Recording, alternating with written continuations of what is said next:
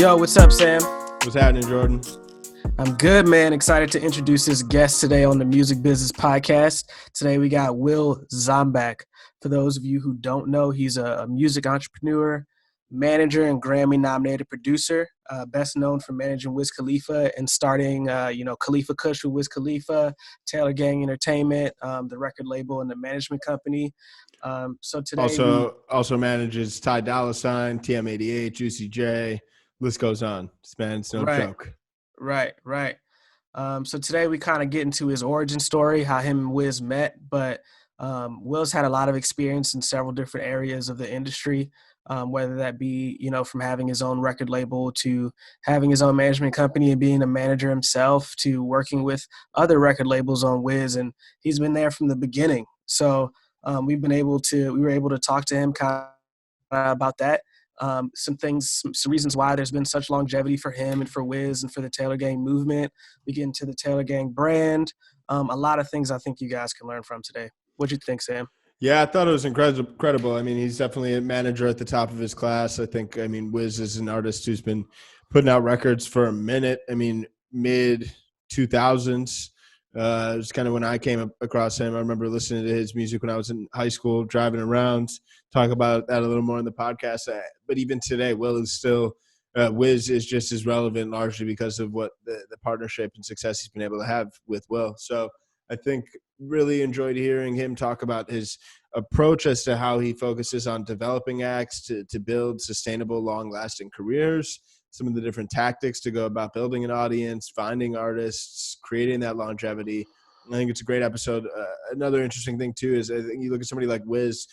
Wiz has done such a good job at building brands beyond his music. Khalifa Kush, different apps. I think being able to think about different ways to build brands around your artistry, it's another topic we dive into. So I think this episode is filled with gems. Super grateful to have Will on. Another virtual recording, quarantine tings, but definitely one of our favorite episodes to date. So without any further ado, Mr. Will Dzombak. Let's do it. Sweet. Will, man, what's up? How you doing? I'm good. How are you guys? Thanks for having me. Of course, excited man. to have you. Getting on. This is sweet. Different times, different type of interview. But it seems like the new norm, right? Oh, yeah. Yeah, for sure. Great time to be a shareholder in Zoom. Yeah. Hell yeah. The question is, when do you sell? But right. people have figured that out when people start going back to work and things. But I guess just to start, how has your workflow changed? I know the music industry just in general is very much in person. So how has your workflow changed since the quarantine started? I mean, for us, just we definitely had to cancel a bunch of shows, and a lot of our live, in-person experiences, they were all canceled, but it's part of just adjusting. We're not the only people affected. So, right. For us, it is a lot of Zoom, it's a lot of phone calls, and it's just staying on top of the Google Docs and figuring out, what are the priorities on our to-do list now and where do we need to go next? When it comes to like specific things you've been pressing into a little bit harder, I know a lot of the artists we're working with is like a live, like weekly live streams. Like what have been some of the opportunities or changes you've been positively pressing into as a result of some of these market changes? For us, it's really just dropping more music. We spent a lot of the fall and winter just recording music. And while a lot of people are doing lives and different things, we've done some of them, but that hasn't been my heavy focus. It's more just been like, let's get music out there. Let's keep it rolling. Mm-hmm. We have so many songs, and how do we drop these projects and make them feel fun and special, especially now when everyone seems to be dropping music. So having dope art, interactive experiences, and just trying to connect with fans more than just a IG live concert, because I feel like Sway killed that, kinged it, and no one's done it better since he did it, and that was really the first one. So, I think he definitely took the crown on that one. Mm-hmm. Right. Yeah, everybody's had to be a lot more creative in how they connect with their fans. It's been super interesting to see, especially just as somebody who's observing, how industries are doing that and how the music industry in particular is doing that. I want to get a little bit farther back into like your origin story. So you said a little bit before this call that you were a musician, and that's kind of how you got started. One, what was the music like? What was that experience like? And two, what made you shift towards the business aspect of things a little more? So yeah, and I'm from Pittsburgh. So in high school, I was in a band that had like a similar sound to like a Dave Matthews type. Like we had an acoustic guitar person, we had a saxophone. It was a little different, but we got to tour around regionally. Ohio, Michigan, West Virginia, New York area, not worldwide, but just playing shows. And it was a great time with my friends. I played drums, so it was a whole learning experience, and it really got me into the business side of music, to be able to be like, oh, we just made $200 for just playing a show. That time that was like $200,000. It's like, this is great. And and then when I went to Penn State, and when I went to Penn State, for a very short, brief moment, I thought, oh, maybe I want to be a promoter, until I really realized, fuck no. But in that time, I had booked a friend of mine who I'd met right after high school, Wiz, and it was a small frat show, and at the time we didn't have that much money, so we were like, you can just stay at my apartment. And him and his friends were supposed to stay for one day, and ended up staying for 5, and we got really close after that, and just slowly been building ever So what happened in those 5 days? A lot of Madden, a lot of weed. Yeah. Like my apartment was on the 5th floor, and the janitor in the building was super cool. And he came up one morning at like 10 a.m. was like, hey, just so you know, I knew you guys were awake on the 1st floor. No. So it was cool, but I think at that time for Wiz and his homies, it was a really good experience, because they'd never been and lived college life, if you will. Mhm. There was, again, so much Madden played. Chevy was cleaning up, crushing everyone, and then every night we'd go to frat parties and just walk around, and everyone would be like, I can't believe there's really no rules up here. Yeah. That was one thing I had to explain. Like there's some, but it's way different when a town of 50,000 people has 45,000 kids. Yeah, for Right. sure. So that was really fun. It was a good time.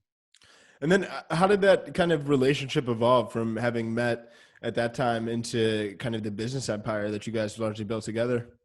So at at first I became Wiz's. I just helped book shows, and then as we kept getting more and more shows, I became the booking agent and assistant, and then we went and got a real booking agent, and at that time I became his road manager / assistant, and I did that for a few years, then became co-manager, and then eventually just became manager. And in 2014 just kind of took the reins. We parted ways with the production company we were at that time, and just took on whatever was next. And at that time, instead of just taking it on totally by myself, I went and got a partner and a mentor, and Constant Schwartz and Michael Strahan, and they've really helped me build the business and be behind me all the way since then. Right. Mentors are sort of the reason why we started this podcast, is because, I know Sam and myself had a lot of mentors, coming up in the industry ourselves, and a lot of people that did a lot of things for free, so definitely with the mentor game, everybody listening should definitely get a mentor, because you don't know what you don't know until somebody more expertise than you comes in and is like, yo, maybe you should do it like this, and then all of a sudden your whole world's changed, so that's super dope. Totally. And one thing I've learned through them is, even if the technology is different, the scenarios are the same, and mentors Right. have been through it, and they do have good advice. And I see a lot of young people not realizing, and we're all still young, but not realizing how important mentors are and how key they are in figuring out situations. A lot of people just take it on themselves, like, I know how to do this. I've watched this person, that person do it. And then when they actually get in the situation, they don't know what they're doing. They screw it up, and they're like, damn, I wish I would have had someone ask. So for me, it's been a huge blessing. especially in music, because there's so many unique situations. Like if you don't have somebody to go back to and bounce things off of, you're like flying blind. It's like there's this one situation where I don't know, an artist was smoking weed and the promoter wanted to cancel the show. Like, what do I do? You know what I mean? Those situations aren't in like regular business, you know? Yeah, totally. So yeah, I'm totally with that. What are some of the early things that you learned? I guess just working with Wiz and as you grew as a executive in your own right, some of the early things you learned when you started working with him. Some of the key things is always treat people with respect. You never know where they're going to end up. People always, they always come back around, and, you always want to be someone that's invited back. You never want to leave someone with a sour taste in their mouth, whether it's an interviewer or a promoter or whatever. If you plan on having a long career, it's better to have good relationships and have people behind you that want to see you win because you're a genuinely good person. Right. Right. Totally is some of them, and it's always a marathon and not a sprint. Right. I've seen that happen multiple times in my career. Just being, I've had people that were my interns leave and then like run a department, Yeah, at a different company. It like happens so often. Or like producers that used to hit me to like send me beats that are now like, producers in their own right. It's kind of yeah, crazy and it can happen so quick, totally, So, totally. When it comes to, I mean, I feel like you've been, we're definitely going to bounce around a lot of your own personal ventures, but with Wiz, when you joined, it was funny because I used to be like when I was in high school, I remember downloading his mixed Flight School off of Dat Piff and like burning it onto a CD and bumping it in the whip. Totally. Obviously the music industry has changed a lot fundamentally as far as from a music distribution standpoint to streaming and how artists get discovered with social media. A lot of the middlemen that used to have a lot of power when it came to building a fan base and audience have been disintermediated. What do you feel like were some of the principles that enabled Wiz's growth in those years that are still applicable today? Twitter opened the world up for us, totally. That was something completely. When Wiz got on Twitter, that's things opened up majorly. That, along with YouTube, are great tools still. And I think one thing people massively overlook is how to touch their fans and how to use the different technology that we have now to figure out where their fans are. Touching the fans and being present grew our career exponentially and definitely ensured that we have fans for life. Mm-hmm. I think. yeah, that day-to-day vlog series you guys had was one of the first series I had seen like that, like period. And now it's more like if you're not doing something like that, it's like weird. Like where's your regular content? Where's your shoulder content? Totally. And one thing I think artists take for granted now is we did plenty of shows for 5, 4, 10 people, and now it's majorly different. But being able to touch those small demographics and not being able to unhumble yourself or be too big to do something, that was a big thing back in the day, because didn't see a lot of rappers doing the type of shows that pop punk bands were doing at the time, and Wiz was down for that. And I think that's something that helped us grow as well. When in the time when rappers were really only doing arenas or big clubs, to do something like that was different. And now you see everyone and their brother tours at this point. Yeah, for sure. So, yeah. Given a lot of the success you've had there, now you kind of have the management, label arms. Like, what's kind of the framework you apply when you're trying to work on developing emerging acts and help them get to a point of a truly sustainable and kind of profitable, successful career as an artist? For me and Wiz, as we run our company, we just emphasize quality, consistency, and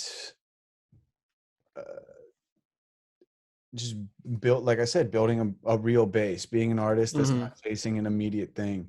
We look for artists that have longevity. If you look at how we did with Juicy, even now, had a whole resurgence for him, and with Bands Will Make Her Dance, and he's still moving things forward now. just doing stuff like Hot Girl Summer and all of those types of things. And then with Ty, he's so versatile, but he can tour, he can write a #1 hit song in the same exact day. Right. Because he's figured it out, and he touches his fans, and he's personal. And those are the types of things that we type to deliver, and that's what we're building with our up and coming acts, and then more, some of our smaller, more established people like Chevy Woods and TM88. Yo, it was funny. I was at a Coachella event a couple years ago, and Ty was singing at it, and he was smoking a blunt and singing and smoking a blunt like at the same time. And I was like, "Yo, his breath control is crazy. Like no one's paying attention to this." Oh yeah, he's smoking a blunt and singing, but like he's smoking a blunt and singing well. Like you know how hard that is. It's crazy. So, He's one of the best, and he's 1,000% perfected everything that he does. right. It sounds like it. I also read an interview between him and somebody where he talked about just recording with Kanye for the first time and what that was like, and how Kanye apparently didn't have a side of his house on the studio, and it was just kind of like open. And Ty thought that was crazy, but yeah. Me and my girl been fans of Ty for a long time. We saw him in Irving Plaza a couple years ago, actually, or five to 6 years ago. So yeah, he's dope. But I want to get a little bit into to branding, because you guys, I think, have a really strong brand with Taylor Gang, and you have for years. So how did that sort of come together? Well, Wiz definitely came up with the idea and was screaming it from the beginning, and it's kind of a combination. He went to Taylor Alderdice High School, but it's mostly more about tailoring how you live your life to yourself and being an individual. And a Chuck Taylor can be worn by the most famous people in the world, but it's also a cheap shoe that anyone can get, and how we're all kind of the same and just being an individual. So the branding definitely was Wiz's idea, and we grew it by just keeping on par and not just grabbing every check that came at us, because I think fans can easily see through that, and that's when they get annoyed or question like the authenticity of it. So for me and for us, it was just doing things and keeping it on brand and keeping it true to who we were and what we do, and not just being someone that can go and grab a check from, something that we have no involvement, like pink underwear or something, not that, but Right. just Yeah, I got you. anything totally random. Right. So for artists kind of like just starting out, how do you think they should think about their personal brands I or think it's developing them? definitely a different climate now, but as I mentioned earlier, I think at the core comes with just figuring out who you are, what you believe in, and then going and spending time with people who believe in those same type of things. I think that's how artists build their brand, is by knowing what their message is and the fans that relate to it. So even if it's okay, I'm not even going to perform. I'm just going to go to this frat party where I know 4 kids, hang out with them all night that I met on the internet. And I know that sounds a little wild, but that is what we were doing back in the day, and connecting with kids. And it makes them feel so special that you put the time in, and they're going to go and tell all their friends. And at the end of the day, sure, you can have your TikToks or your Trillers, but that's just a moment in time. If you want to have a real brand that's sustainable, that people go along with, you got to put in the time with each and every person almost to try and make them a believer for life and have that personal connection. Right. Yeah, I mean, I think one thing, I mean, just to build on this of like building brands is something that I think has enabled a level of success for your artists and a lot of the stuff Taylor Gang has done. Do you think it should be like artists these days should bake this into the like DNA of the businesses they're building around themselves? Or do you think they should kind of like wait until a little bit later in their career, really focus on building a brand and audience around their music first, and then start to come up with clever ways to engage and I guess monetize, but it's not just monetizing. Does that make sense? I think it's twofold. I think it's good to be thinking about it, but you have to perfect one thing first and then move on to the next. Because if you're doing too many things at once, it'll never work. The other things won't align. So to me, it's really perfect your sound and have really great music coming out. And then you'll figure out your brand, what your brand is and what your messaging is through your music. That's at least how I look at it. Mm-hmm. You know, you got to be, when new artists are making music, they experiment with a lot of sounds and vibes and instruments and whatever. Got to hone in on who you are, and I think through that process you'll figure out what your brands are. Yeah, for sure. Well, I think I mean, Khalifa Kush has been an incredible like brand. I mean, can you talk a little bit about how the idea first came to be, and then I mean how that's really boomed into its own business? Yeah, as we formed our business in 2015, just watching where it was headed. Like I said, you know, we perfected the and touring and music, and then moved into the next brand Mm-hmm. completely. Mm-hmm. And it really went when we put a strong team of people together that can bring the vision to life while also following this moment in history, because cannabis has never been legal. And to us, it's a moment in time. And if you look back at everything, people are made examples out of while they're figuring it out. And we definitely don't want to be someone to be made an example out of. So spending the time getting lawyers and reviewing the rules and staying par for the course of the ever-changing Mm-hmm. laws has been really important.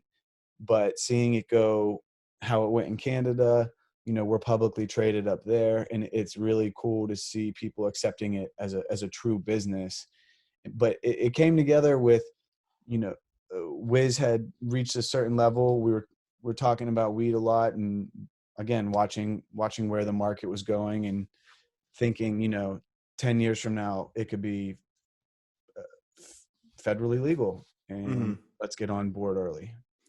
To I know this isn't the marijuana business podcast, but I am very curious to dive deeper into the outlook on that industry, given your kind of depth of experience in the field. What I mean, what do you feel like is the same excitement and enthusiasm you had about the kind of federal legalization, and just the general outlook of kind of growth for this sector? Is it still the same? I mean, what do you see happening in the next couple of years and beyond when it comes to how businesses can thrive in that market? I think, to summarize all that, is right now is a perfect time of how cannabis has grown. It was deemed an essential business. When does that ever happen? When has the government been like, oh yeah, weed, need that? So for me, it's very cool, and I'm very excited about it. But I think a lot, as you guys know, even with being in music and how exciting music is, it ends up still being a business like any other. It doesn't Mm-hmm. matter what you're selling. The core issues come with dealing with people, still dealing with regulations. Everyone's still figuring out this new model in business.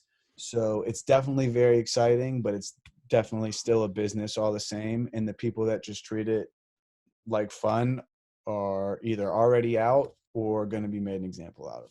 Right. Yeah, it makes a lot of sense. Right. To switch it a little bit more back to music, Sam, are you good on that? The break of the marijuana business. We'll talk offline. We'll talk offline. No, Yeah. He's like, so where can I get some? You know, I'm kidding. You guys ever go to Vegas? Yeah. We have a nice dispensary there. We have one in Arizona. We have a couple more coming on board. And obviously we have a lot going on in Canada as well. Nice. Dope. Yeah, I went to Vegas for my birthday. It's on December 31st. So, you know, it would have been a little crazier if I had some KK. So next time I'm there, I'll let you know. Yeah, definitely. Yeah. I want to talk a little bit more about the intersection between just artists and record labels and how to kind of make that work. At least from the outside in, from my perspective, it looks like, you know, when you guys dealt with Rostrum, and then when you guys dealt with Atlantic, you guys had great partnerships for where Wiz was in his career. So what are the things that you think define just a good partnership between an artist and their label, especially the way that you guys have done it? I think it's like I was saying, just about making people feel good. People work harder if they feel good. People work harder if they're truly invested, if you spend the time. And we do that plenty with Atlantic, is go up there and spend the whole day, just bring different people through. They get to spend their time with Wiz and catch up, because there's so many different sectors of the business, everyone needs their time, and he's always pulled in so many different directions. We do days where it's not even promo. He goes, and they're very accommodating about type of spaces he needs. And he gets to chill, smoke, hang all day, and people come through and just talk about whatever's going on in their world, in him, and how they align. Especially for me, I'm a manager that I think communication needs to be open, and like I said, everyone works harder if they feel a direct line. So when Wiz talks to them and he spends an hour, 2 hours with different team members of his, it gives them an understanding of his vision. So when they're sending stuff over, while they don't send it to him directly, they send it to me. They know where he's going because they got to spend that time with him. Mm-hmm. Right. I think a lot of people don't foster the label relationships or fully know the services. But there's plenty of super big artists, and I can't say names, but managers that are also on Atlantic, and I'll be like, yeah, so you know Alex in licensing. They're like, what the fuck is that? You're like, what the fuck is that? You have to walk to the different floors of the label that we're on is paying you millions of dollars, and they're like, oh, this is crazy. And then I definitely had someone come back to me 2 years later and be like, yo, we made $1 million with Alex. Like, no fucking shit. Why do you think I asked you about it? Like, shout out Alex, by the way, one of the guests on our past episodes. But to dive further into that, what are the specific things you feel artists and managers should be when it comes to their relationship with labels, the things they should make sure they're paying attention to when it comes to getting support? I mean, just getting very tactical on this point. Yeah, I think it's just knowing all the different departments. There's merch. Merch is separate to licensing, and then there's licensing music, licensing merch, licensing the name, finding brand partnerships. There's all sectors of that, and that doesn't even have to do with music. You know, then there's licensing the songs, licensing the video games, making the songs, finding beats, marketing the music. Those are all different departments. And I think that's what managers don't focus on enough. And then on top of that, like we spoke on earlier, the tech is the biggest part. So figuring out all these new tech companies, figuring out how people are consuming music, figuring out the little tricks and what's working and where you actually see a return on your investment. Some people are like, yeah, let's just throw money at playlisting. And you think, well, what are you getting out of that? Right. And they just say, oh, well, we spent 10 grand on it. You're like, but what did you get? Like, where did you go? And really knowing the answers to those questions, knowing what's effective and what's just hype. And again, knowing all the aspects of the building and all the different people actually working on your project. Mm-hmm. Right. Makes a lot of sense. Right. There's definitely so many managers that, even how I mentioned before, never met the international marketing person. They're like, oh, well, good. Like, what? Yeah. So when you guys kind of can you talk about how you kind of got into the label business yourself, and when you decided to really start providing those set of services? It has been a learning game, and I'm still learning. Every day. But there were a few people that we knew from home, Chevy Woods being our first artist, that we've always just tried to build. And he has a great tapped in fan base that we know them very well. We know where he can do great shows, how to keep it moving. And he runs a great business. And it came time when Wiz was hitting his stride where we said, you got to support other people and let's make money on these other guys that are here and give them a structure as well. Because one, not only are they our friends, but we believe in them and what they're doing, and they've been here for us. And for Wiz and I, we've always been the youngest guys in our crew of friends. So it was nice to be able to help people out that have held us down for so long. Right. Yeah, actually, I used to intern at Audible Treats, and when I was there, I wrote some press releases for Chevy Woods when Said and Done came out with Dej Loaf, and I actually went to that album release party. That was like one of the first album release parties I went to when I was an intern, I guess almost 6 years ago at this point. That was at Community 54, right? Yeah, I think so. Yeah. That's when he was cooking food. I remember that. Yeah, because I used to be like, that was since that was one of the first album release parties I went to, I was like calling my girl and stuff. I was like, I'm about to go to this release party. This Chevy Woods shit crazy. I'm doing it. I'm in the industry. I'm doing it. I remember those. I remember those days. Yeah, yeah, for sure, for sure. So what are some things you've learned specifically, whether it comes to artist development or growing a business that you've been able to bring to artists outside of Wiz? Uh, we the biggest thing I'll say, and Atlantic provided it, was the promo tour for Black and Yellow and Rolling Papers One. I made so many contacts, and it really honed in how important truly artist development was. Because while Mhm. I maybe didn't see it exactly at that time, now that is what I try and tell artists, and what I'm preaching on. Like, touch your fans. Don't just worry about LA and New York and if it's popping on TikTok and Triller. Like, what does the DJ in Alabama who's going to actually spin your record and get your spins up, what does he think? Do you have a relationship with him? And the DJs that control radio, they're not just radio. They do events. They're local influencers in their own. It's important understanding that and respecting it and giving them the time, just like we give the label people the time. Mhm. Is they help you grow your fan base, and if they're behind you, and if they're part of your fan base, it'll really go a long way. So artist development is definitely the answer there. When it comes to building up relations like that for emerging artists, I mean, you recommend that, I mean, just kind of like build out. I think there's kind of like the actual, like the fans, but then there's figuring out who those influencers are. You recommend just kind of like building out lists and just finding ways to add value and start conversations with those people out of the blue. uh I think that's one way to do it. I think picking, as opposed to being like, I want to be in touch with DJs, picking 10 and being like, okay, these are the 10 I'm going to go after, knock that out, and then do 10 more. Mm-hmm. That's a way to grow. It's definitely good to make lists, in whoever you think is influential. I don't think there's a right or wrong answer. Mm-hmm. I'm definitely a believer that not just one thing can change you overnight.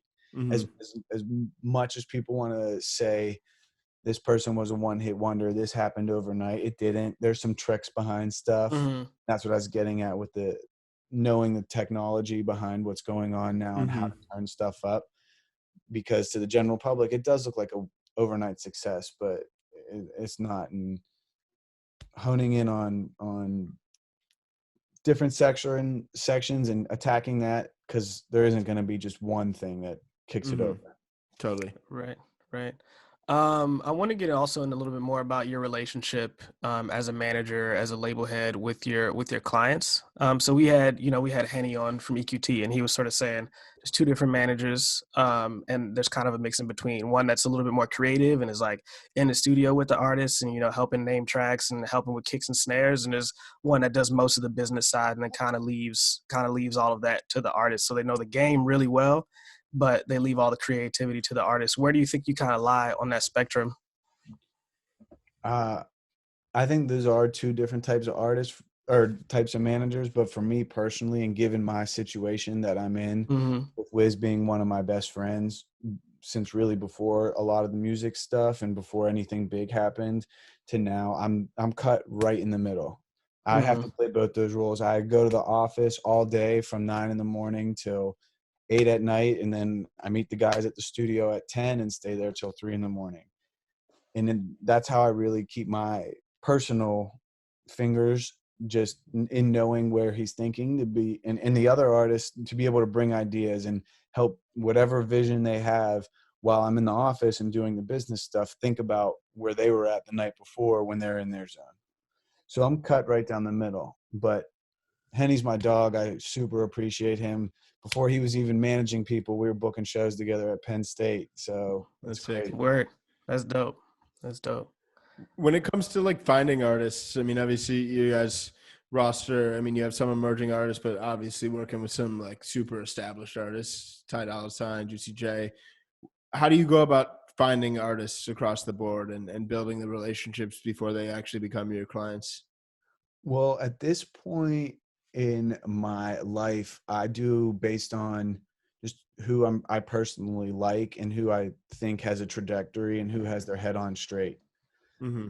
Um, I'm not chasing every song. I'm chasing people I think will have a long-term career. I don't want artists that are super problematic all the time, and if they don't have a hit, they can't do anything, because that's one thing whether Ty, Wiz, or Juicy or any of them are up and down, they can tour whenever they want because they have that base and they have those songs. And people put so much pressure and overthink releasing one song. If you think an artist is only going to have one hit song, why are you working with them? Mm-hmm. I believe all those guys are going to continue to have hits, and that's why I saw the vision in them from day one. And a person like Chevy, who may have not had a #1 Billboard hit, he has a vision for his career. He knows how to get money. He knows where his fan base is. He knows how to stay on top of it at all times, and that's the type of artist I like working with. Mm-hmm. What do you think? You obviously, it seems like you've worked with a lot of your artists for a long time. What do you think are a few keys in achieving just longevity in you guys' relationship for as long as you have for the clients that you work with?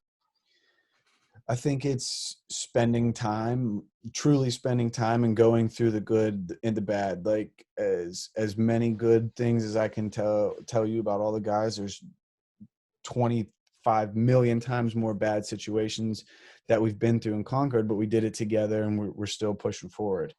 People that get bent out of shape on one thing and can't talk to their friends or talk through an issue, eventually, it may take some time with people. If they can't eventually talk through it, I think we all know, like, each to their own, but if you can't work through an issue with someone that you're supposed to be close with and make money with, then there's going to be bigger problems down the line. Right, right. Yeah, I always thought it was interesting because, we all hear like there's a business relationship and there's a personal relationship, but at least in my experience, when you're a manager, it kind of all gets jumbled together a lot of the times. So it's like sometimes you want to be like, oh no, man, this is not personal. This is for business. And then at other times you'll be like, yo, but I thought we were friends, bro. Like I thought we were friends. And it just depends on the situation, And in this, like, me, business is personal, period. Like, Right.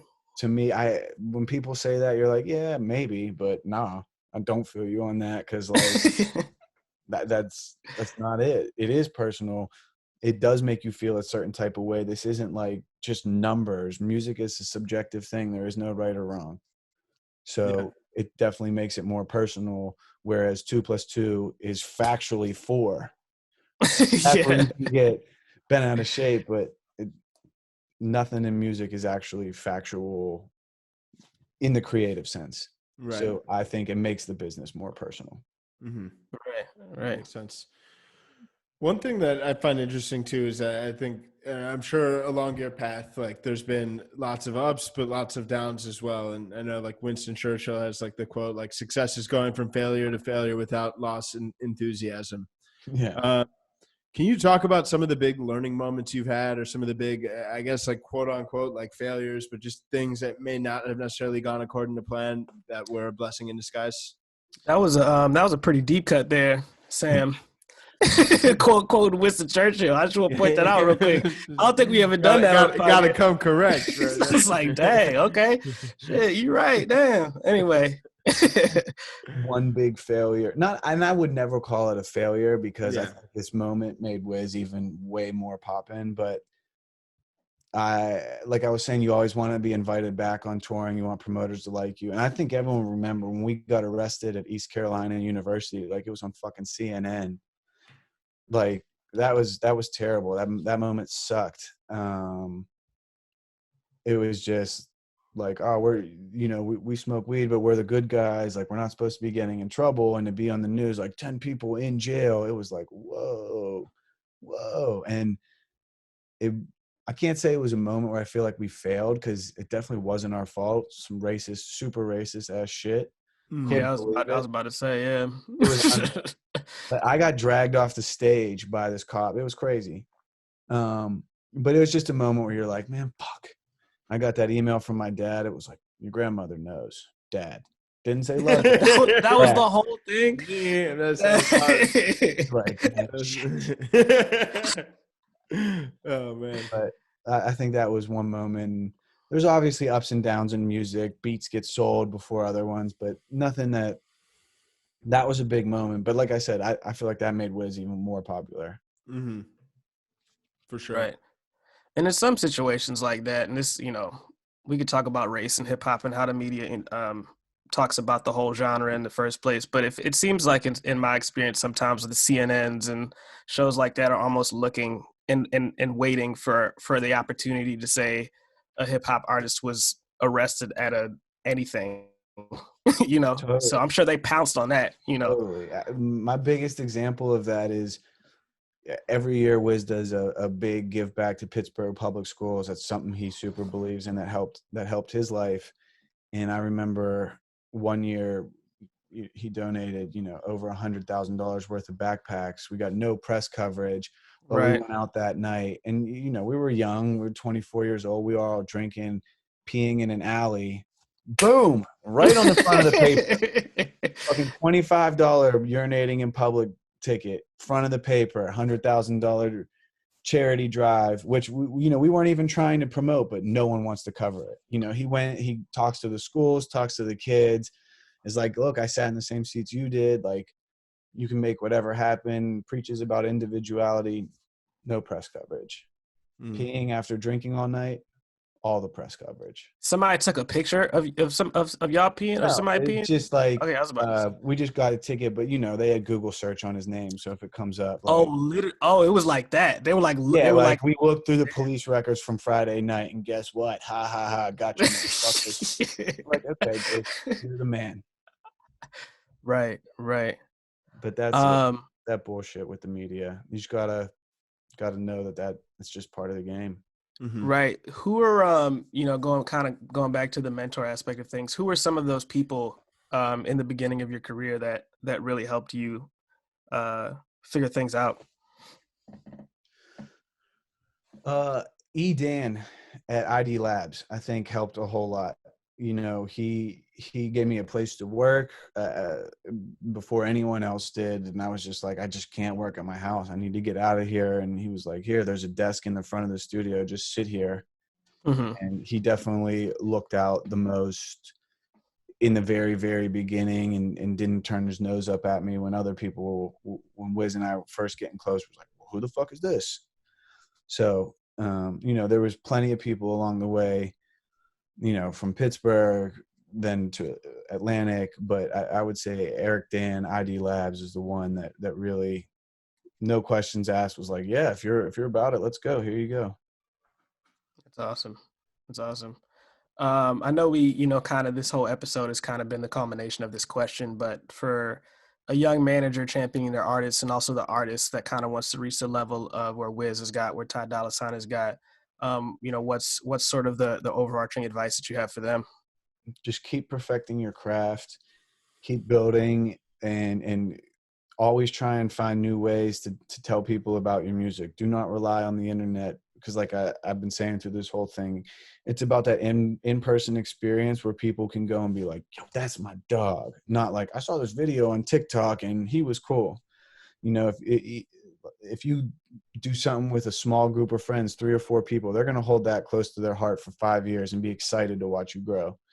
Right. I think that, along with always record, just keep getting better at recording. I watch Wiz record to this day and grow and learn and try different things, and be open and live in that moment. Don't worry about what anyone else is saying. Like, if you enjoy that song at that moment, just live in it and enjoy it and figure it out later. Right. And this is a question I'm trying to ask more people that get on the podcast. But what was that moment? What was that moment where you were kind of like, yo, we're doing it, like we got something here? Some people say it was when I could pay my first rent with the money that I got from the music industry. I asked Danny Brown that. He said when I played Coachella for the first time, it was kind of like, yo, this is something that's more significant than I think we realize now at this point. Or what was that moment for you guys? I can't answer for Wiz, but I know for me, it was when our first, like, I was a booking agent. I was just booking shows at frats with my friends. When our first real booking agent laid out, like, hey, you guys are going on this 3-month tour, I was like, holy shit. Yeah. Like, all our tours had been like 2-week runs over different periods of time, string them all together and call it a tour. But this was like, yo, you're going to perform 6 days a week all over the country. Like, good luck. I was like, holy shit, this is going to be wild. Yeah. Right. So when it comes to like the personal development side of your life, like what are you personally striving to improve and refine when it comes to really perfecting and dialing in on your craft? I'm definitely working on just being in shape and working out. I know that sounds crazy, but it helps Mm-hmm. because as the business grows, there's more partners, there's more people to deal with, and that just helps so much mentally to just calm down and be able to be relaxed and not have built up tension all day. It's the first thing I do, and it's something for the last 2 years. I ran cross country in high school and I got away from it for a little bit. I've Mm-hmm. always ran, but now I'm like trying to run and really like take working out serious to be able to be in a better place to learn and grow and be calm and not. We all know how much, well, I'll just say it, fuck shit comes with being in the music industry, Mm-hmm. to Right. deal with all that and not lose your mind and be like, I'm gonna kill everybody. Yeah, You for sure. It's intense. Wears you down. Yeah. From no, even just like for me too, it's interesting because the industry too works on such weird hours relative to other industries too. So me just trying to carve out the time to make sure I can maintain some sort of like sleep regimen. That's one thing that's actually been nice about the quarantine is that like less late nights on the weekends makes it easier to maintain a very like an early riser sleep schedule. Uh, Totally. that's fun. Totally. What who are you most excited about musically right now? Either that you're working on or just a fan of? Um, I'm gonna hype up two people. We just signed a new artist named Fed the God. I'm really excited about his project, and we're gonna be dropping an artist project for TM88, even though he's a producer at Dope. Capitol, and he's one of my favorite producers as well. And I'm really excited for that because the army of songs he has is insane. Yeah, for sure. Do you feel like I feel like we're at an interesting point in music? I mean, I'd skew a little bit towards like the hip hop world, but where producers are starting to get a lot more shine on their own, and we're starting to see different artists and producers release their own albums. You look at, I mean, I guess on one scale, DJ Khaled, but it's happening more and more. I mean, do you feel it will continue to happen more and more, and producers will have their own kind of spot in the limelight? I think with all the indie distribution that goes on, there'll be more projects. I think there's yet to be a super, super big, extremely successful producer project put out. And that's what I think TM could have. I think Mm-hmm. he is just such a superstar on his own that when he Mm-hmm. walked into a room, you feel like it. Whereas some other producer projects just don't have that vibe. While the music is amazing, Mm-hmm. they don't have the vibe to go with it. And he's a tall guy, and his look is awesome. And I think they complement each other very well. And the music he's making is just absolutely out of this world. Yeah, that's exciting. No, I excited think to check something it that's out. been I think something that's also been interesting is that with just the invent of social media, producers are a lot like they can connect to their fans directly now. Before, producers, at least in my opinion, they were people behind the boards that you kind of only saw in the credits, but now they can, when you hear Metro Boomin wants some more, you can actually look up him on Instagram and follow him. You know what I mean? Totally. As opposed to them just being behind the board. So that gives rise to artists like, TM, who I'm sure is going to put out a dope project. Totally. And I think producers are understanding the business more and having their own teams that stand up for them more. Whereas before it was kind of like, just take what you're given and shut up. Whereas Right. now they're flipping the switch and it's like, nah, like, you want this hot ass crack I got? Like, come with it. And I Right. know how many points I need, and I know what publishing is, and give me all mine. And really understanding the business and how they make their money too. Mm-hmm. It's been Right. huge for them over the past 10, 15 years. Yeah. Right. Absolutely. Yeah. How did See You Again with Charlie Puth get 4.4 billion views on YouTube? Man, that is a missile. Yeah. That song was crazy. And it's funny too. Wiz had the purple hair at the time, so it's always a good memory of that time too.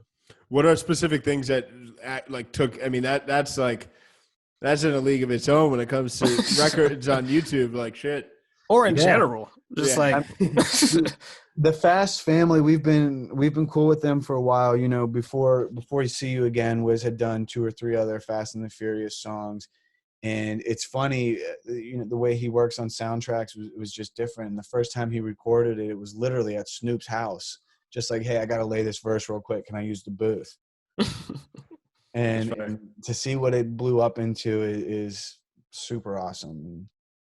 Yeah, I mean, I don't even know how to just watching that go and watching it become such a big record and so culturally relevant was awesome. And definitely that's when that was 2015, right when I started, managing, kind of taking the lead on my own, had Con and Michael. Perfect. Really great timing. So yeah. That's the reason it has 4.4 billion views. Yeah. Right. But, it was just a good timing and it was awesome. Yeah. Sure. One thing, I mean, it's interesting to think about like rollouts and marketing around records because oftentimes people really just focus so much on the actual launch and neglects the ongoing promotion needed. I mean, there's certain instances where songs will like not really start popping off until months, if not years after they were initially released. So I think, do you guys have any thoughts or kind of approach, like standard operating procedures or approaches to really try and like sustain the amplification of songs beyond just like having a great launch day?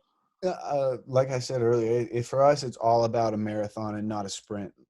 Try and make music that's timeless and people can have a moment with whenever. I mean, look at fucking Something New. That song came out in 2017 and it's what, number 1 or 2 on TikTok right now. It's always about the longevity of a record, and Work Hard, Play Hard still gets giant ginger ale sinks, or Canada Dry. Yeah.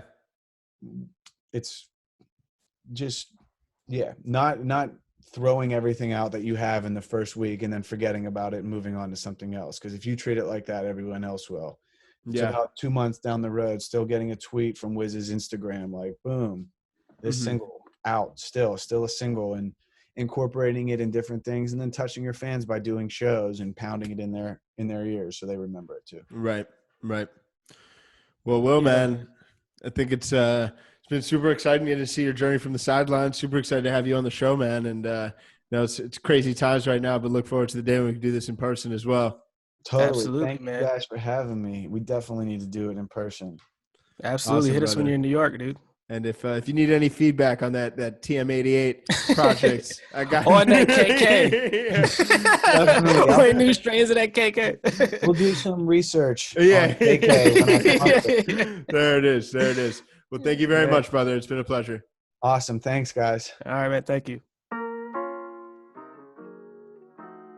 Man, well, that was a great episode. What'd you think, Jordan? Absolutely. Dude, I thought it was dope, man. I thought it was super dope. Yeah, I think so much truth to the notion of this is definitely a marathon, not a sprint. I think how we really constantly leaned into perfecting your craft, but then also focusing a lot on making sure you're coming up with creative ways to engage and get your music out to potential fans was critical. Not being too precious to do smaller shows with smaller audiences, or coming up with ways, clever, innovative ways to go about connecting with your fan base. I think that stuff is the essential foundation for any success you could possibly have in an artist's career. So that really stuck out to me. Really excited to see what Will continues to do as well across his portfolio of artists and different brands. Absolutely. I think one thing that, I took away from this episode was building that foundation and taking care of your fans, and more than just, the latest trend, whether that be, TikTok, I think you said, or Triller. Obviously, those things are very important, but seeing people face to face and staying true to your brand no matter what, I think was a super big takeaway that people can get from this. And also, he's obviously diversified and done a lot of different things, and so has Wiz, but no matter what, they made sure the music was on point before they did anything else, I think that a lot of people in the industry now, because we see these artists with record labels, we see these artists start their own brands. And like Will said, sometimes it looks like it's happening overnight, but he really emphasized they put in the work, and they grinded and had a lot of failures and learning moments in order to get to the places where we see Wiz now with his own Khalifa Kush, his own video game. Those things took time, but from day one, it was about the music. And then when they got that down, they decided to diversify and do other things. So a lot to learn from. Yeah. Well, as always, we really appreciate you guys tuning in. I know we're in unprecedented times right now, but I think it's conversations like these. It's you guys connecting with your fans digitally, learning how to refine and perfect your craft. I think it's all these tactics that deserve to be top of mind right now. So we're all in this together. Don't hesitate to reach out to us at Music Business Podcast on Instagram. And until next week, we out. See you guys.